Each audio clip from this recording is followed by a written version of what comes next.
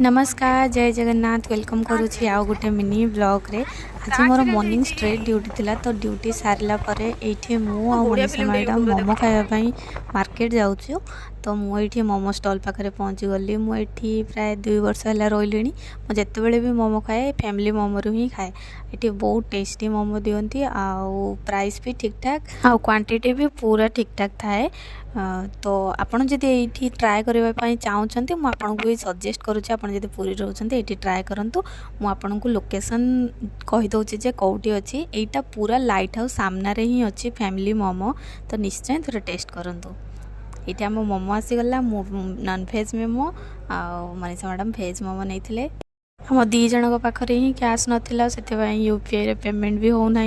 देखो खाई सारापर पेमेंट भी आम करूँ कौन हो भावतु पेमेंट भी गलानी प्रोसेसिंग रे ही रही।